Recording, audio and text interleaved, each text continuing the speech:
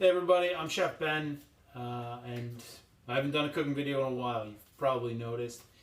I haven't been super happy with the quality of the videos I've been putting out, the format or anything really. The information I'm happy with, but I don't really like the videos. So I kind of had an idea today to just cook dinner and film it and explain what I'm doing. And then I'm going to edit the video down a bit, but really it's just going to be me cooking, and that I think is kind of the format that this channel is going to be from now on, where I'm just going to cook dinner. Some nights it'll be really nice, some days it won't be. Some days it'll just be stuff I'm pulling out of the freezer, some days it'll be things that I get on sale, like this ground beef. Yeah, and so my hope is that you will kind of get a better understanding of how to cook at home, and the things that you can do, things that you can substitute if you don't have certain ingredients or whatever. This is going to be very real. That's my hope, at least. Yeah. So today I'm going to make spaghetti and meatballs. And the kind of funny thing about that is I actually don't really like spaghetti and meatballs that much. For some reason I've had a weird craving for them for the last couple of days. Ground beef was on sale, so I'm going to make it. To be completely honest with you, what I'm craving is melted cheese with tomato sauce. But I'm not at a place in my life where I'm comfortable just eating melted cheese on tomato sauce, so I'm going to make spaghetti and meatballs. So to do that, the first thing I need to do is make the sauce. It's going to be super basic tomato sauce. I have crushed tomatoes. Actually, these are whole tomatoes. They're San Marzanos. They're imported from Italy. They have a basil leaf inside. They're really good quality. There are different qualities of San Marzanos. These ones I got at Costco. I don't know, it was like $10 for a dozen of them. It's a really good deal. I'm not plugging Costco. I'm just saying tomatoes are good. So basic tomato sauce, onions, tomato, a little bit of salt, sugar, some pepper. That's about it. The flavor is really going to come from the meatballs. We'll have a little salad on the side for a veg. So really the first thing I need to do is dice up some onion. We're going to put a little garlic in here too. Gotta grab my knife. So we'll dice up a little onion. These are not the nicest onions I've ever seen, but that's okay. We can just kind of peel off the garbage bits, give it a wipe off, and it'll be fine. Oh, it's slimy. That's really gross. Hold on.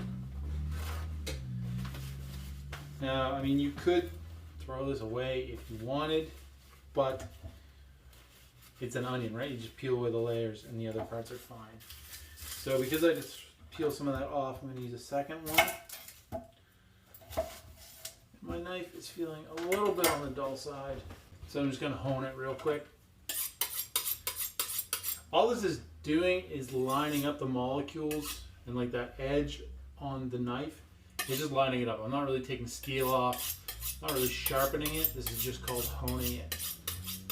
But doing that regularly makes the knife a lot better to use. You just have to make sure your angle's right. Okay, so I left the root on my onions. The reason being that when I dice them, that'll hold it together. For an onion this small, it really isn't that necessary, but I find it's a good habit to get into, because when you deal with bigger onions or when you want a smaller onion, you'll already have the habit formed and you'll have proper technique and even onions. And if I can ever get this peel off, there we go. Okay, just gonna throw this in the compost. Okay, so onions flat, hold my hand flat, make a couple of slices, and then I get, perfectly diced onion every time. So if you didn't see that, the onion flat, the root end is still attached. hold my hand flat. But then for an onion this big, I really only need to make one horizontal slice. And I'm not pushing the knife. I'm just kind of sawing and letting it do the work, and I'm not pushing down on the onion, I'm just holding it in place. Turn it so that the root is pointed away from me, and make, with the tip of the knife, just this part here, make a couple vertical slices. I made 4, but not through the root. You want to leave the root connected, that's what holds the onion together. And then you dice your onions. Just like that. And then you trim off the root end so you don't waste any. Okay, well, before I finish that, I have to pull down my Dutch oven. And I start preheating this. So we're like number 4. My burner goes up to 9. I have it on number 4, so it's kind of like just below medium.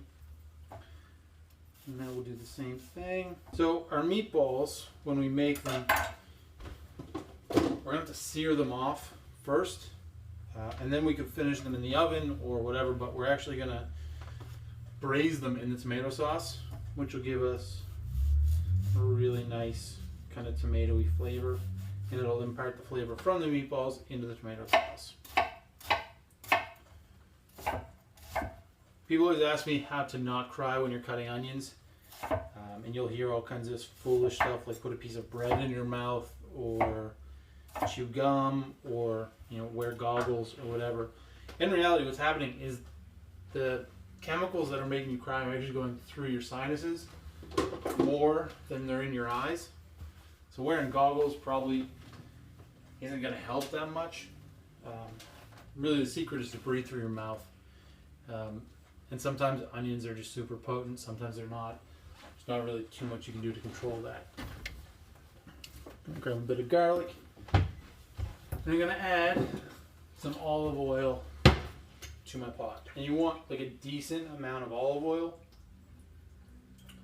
Probably about a 1/4 cup. Okay, so our onions are diced, our oil's heating up. I'm going to take just 2 cloves of garlic.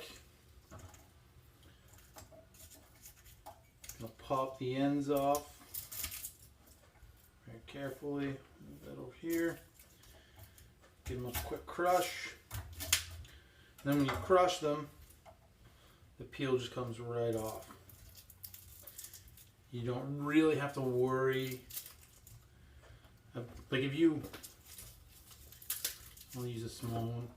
So if I take the root off and I don't crush it, it is a huge pain in the ass to peel. Like actually, if you crush it, like literally the peel comes right off. So much easier.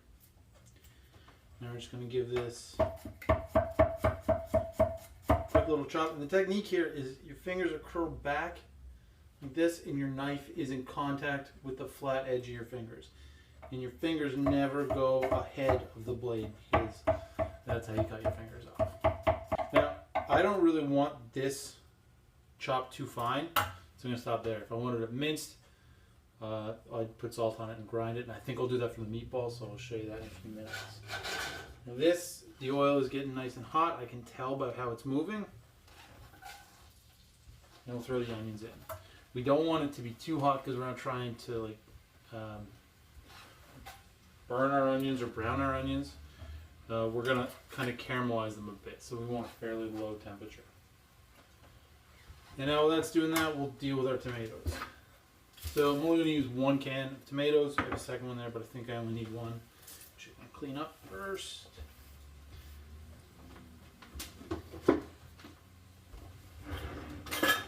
Can opener. Move my board out of the way. These are whole tomatoes. They're peeled and they're blanched. But they're not diced or anything, they're just whole. I buy them that way because then you have more options of what to do with them. And they're less processed. I find they taste a little better. But I might be delusional. I don't know. So, one of the easiest ways to do this is Gonna dump them in something like this. This is why I'm wearing the apron, which was given to me by my wife's aunt. Thank you very much, Kathy. If you're watching this, I very appreciate it. Kathy and Lockie gave me this apron for Christmas. And it is perfect for times when you're dealing with tomatoes or something like that and they're super messy. So I'm going to use, and the fun way to do this is to just get your hand in there and crush it all up.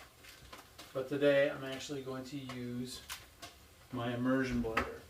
And the reason is I have some scratches on my hands from a cat and it hurts when you get tomato juice in them. So it's going to be loud. And that's it. We don't want to over process them. We still want like some lumps in there. Make sure to get all that off. You should taste your tomatoes so you know how they taste, so you know what you need to add or not add to your sauce. Like if they're super tart, you might need to add some sugar. They might be, really sweet, so you might need something to balance that. But you're only going to find that out if you actually taste them, right? Okay, so those are cooking. Those are going to take a bit. I'm going to get a little dish. This little guy for my garlic. I'll set that aside and then I'll start on my meatballs. Now, generally people put some kind of binder in their meatballs, like breadcrumbs or something like that.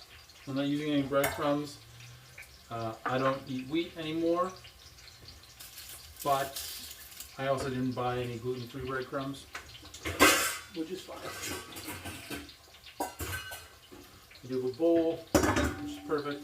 So I'm going to start ground beef, onion. I'm going to put a couple cloves of garlic in here, and then we'll see what we have in the cupboard. If I had some fresh parsley, I would chop that up and put it in here, but I don't. And really, this is just things I have on hand. The only thing I bought for this was the ground beef, and it's just because it was on sale. But I have a whole cupboard full of herbs and spices, so we use what we have. And again, with our onion, we actually want to mince this as small as we can. It's actually super important that you mince it as small as you can, just so you don't get big chunks, so it doesn't fall apart. It'll help with the structure of the meatball.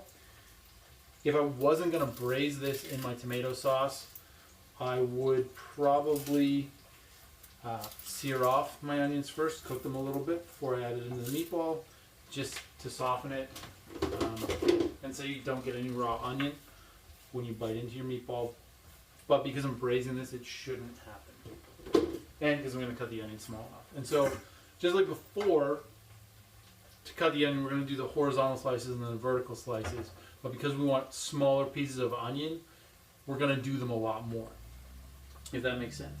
So I'm going to make, instead of one horizontal slice, I'm going to make like 3 or 4.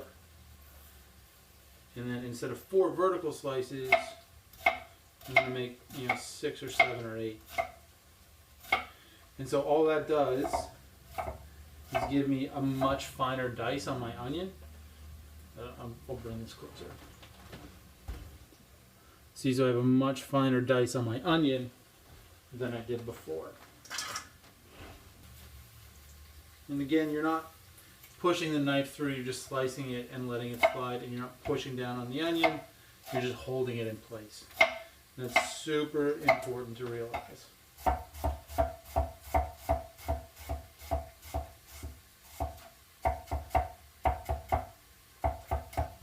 Okay.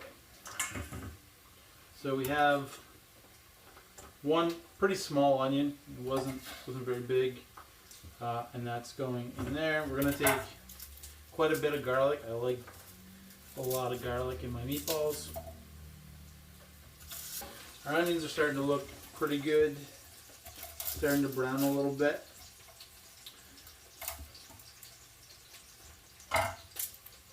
Okay, so again, we're just going to crush. So when you do this, it's really important that the blade is pointing away from your hand. If you crush with the blade where you're pushing your hand into the blade and your hand slips, you're gonna cut yourself. So point the blade away from you, your fingers up, and just push down, right? So that way, if your hand slips, it's gonna slip off the blade, not into the blade.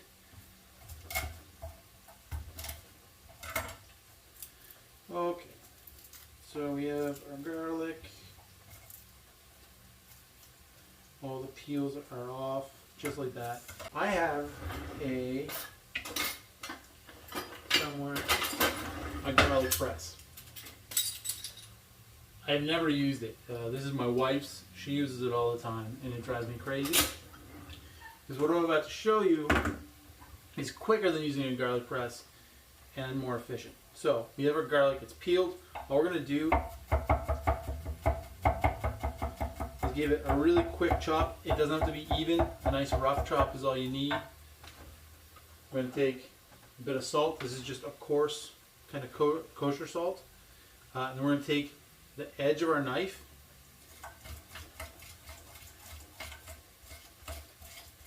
and we're just gonna grind the garlic. And the salt is going to act like an abrasive, and it's going to grind the garlic and puree it. And that's it. And now we have no big chunks of garlic in our meatballs. And so the salt may seem like a lot of salt, but the salt is there for two reasons. It acts as an abrasive between the garlic and the board so you can grind it, but it also absorbs all the garlic juice, so that's not going into your board. You're not losing all that flavor. Super important. All right, our onions are starting to brown. Garlic goes in.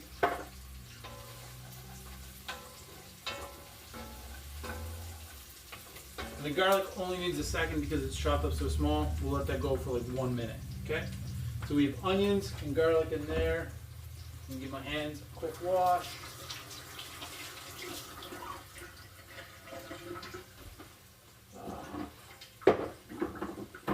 I'm going to start with a bit of chili flakes, and about a teaspoon. These are super hot. These are actually Thai chilies, so they're pretty hot, so I'm going to go easy on it.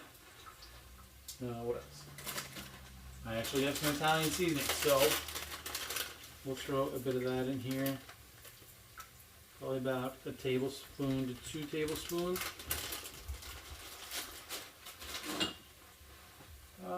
And you know what? That's about it. I'm going to add some salt and pepper. We're going to keep this pretty simple because you don't really want to, you want to be able to taste the meat, right? I think that's something that a lot of people forget when they're cooking is you want to actually taste the ingredients. So we have our onions and garlic. The garlic is cooking. Actually, I'm going to show you this real quick before I add anything to it. So can you see that? Okay, so to that I'm going to add the tomatoes, and then we'll get back on the meatballs. Is that right? That's the right camera angle? Perfect. Okay, so tomatoes go in. They're going to start boiling, that's fine. There's some left in the can, we'll get that out. Making a mess all over my kitchen, that's also fine.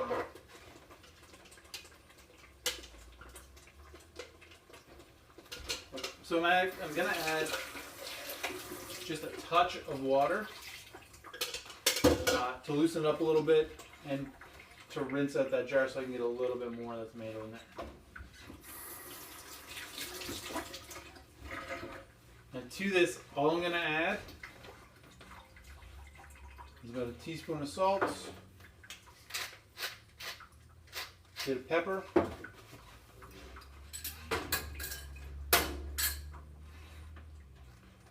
and about a teaspoon of sugar. That's it. And we're going to let that simmer. And then once our meatballs are seared off, we'll put them in there. So the meatballs, we have Italian seasoning, we have garlic, we have onion, and chili flakes, salt, pepper. And we have, just over 1 kilogram of ground beef, so just over 2 pounds, about 2.5 pounds probably. And we're going to add all of this in here. There's going to be a lot of meatballs, but that's okay. because you can freeze meatballs and it works really well.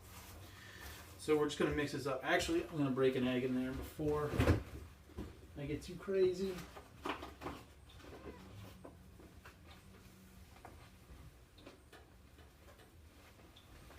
So I'm going to break an egg in here, but I also just found I have some caramelized onions and mushrooms from dinner last night, and I don't want them to go to waste, but there's not really a lot of them there, so I'm actually just going to chop this up and throw it in my meatballs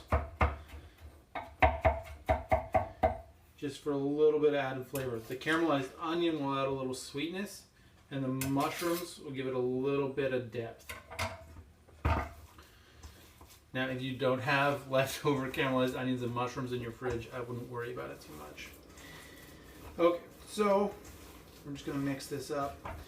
So that's all mixed up really nicely, as you can see.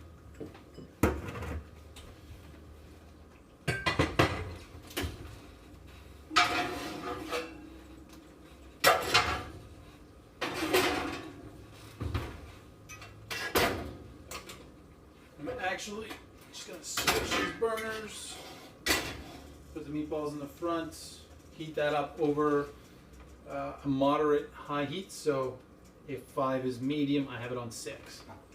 Okay, and now we're just gonna make some meatballs, and we want them to be all about the same size. My cat is super interested in this. We want them all to be about the same size, and we want them packed fairly tight, just because otherwise will kind of fall apart.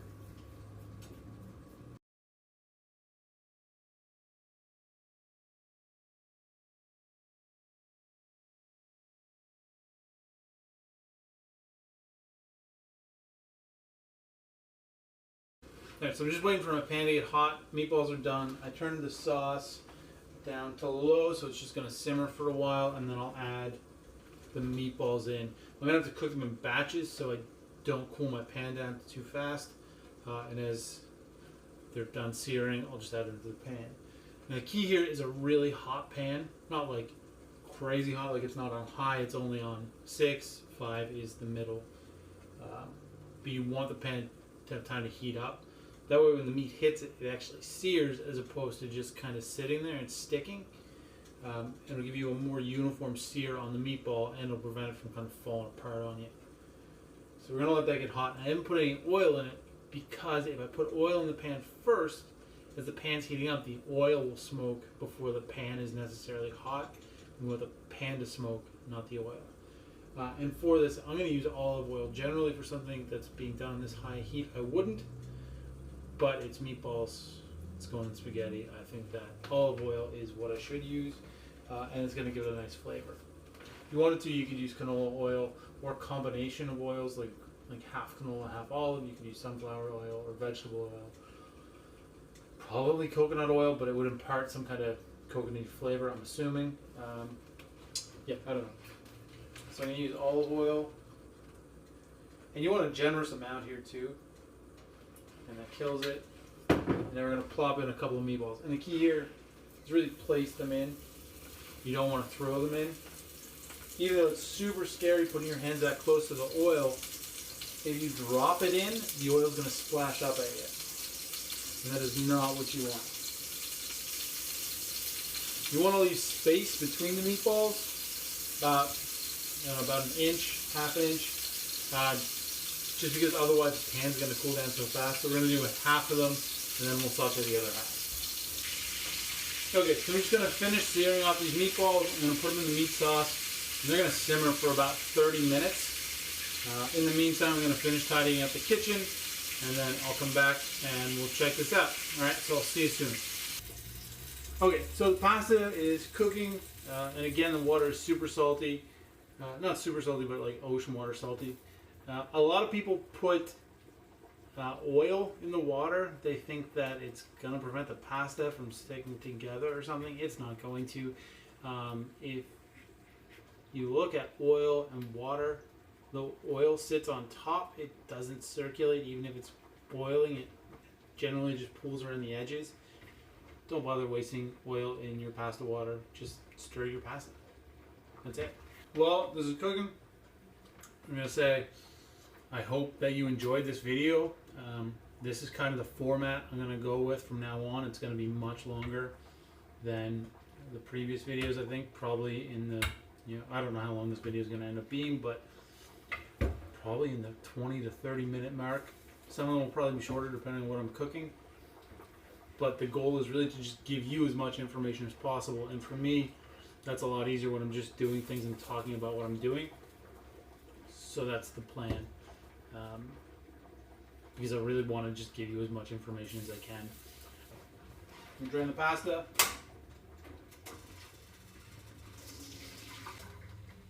Now I'm just going to let that sit there for a second and dry a little bit. Kind of shake off some of that excess water. And I know that a lot of people rinse their pasta or whatever. I want it kind of starchy and sticky. That way the sauce will stick to it. Yeah, it might be kind of annoying when you're trying to grab it, but it's way better for the sauce. So we're going to scoop up some of this sauce. I'm going to put a little bit of dried oregano.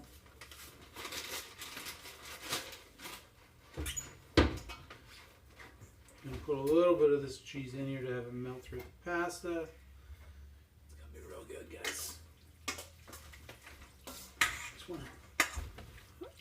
Take a look at that. Look at that.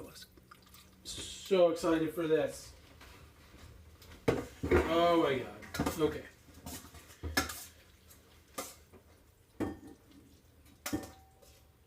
So we're just going to put that right in there. Beautiful. Beauty, beauty, beauty.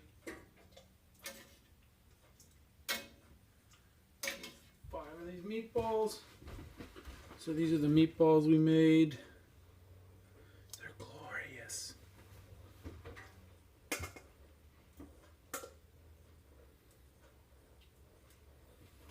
Those around.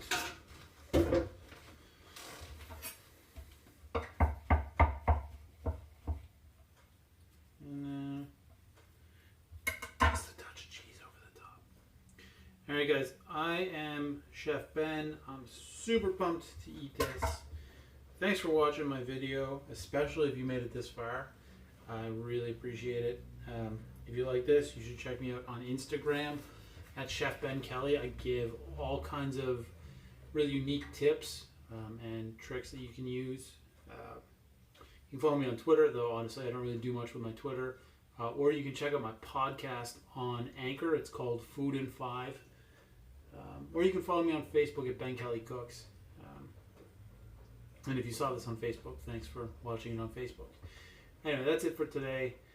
I really hope you enjoyed this video, and I really hope that you got something out of it that you can use. If you did like it, come back, check out some more, and tell your friends. I'll see you soon.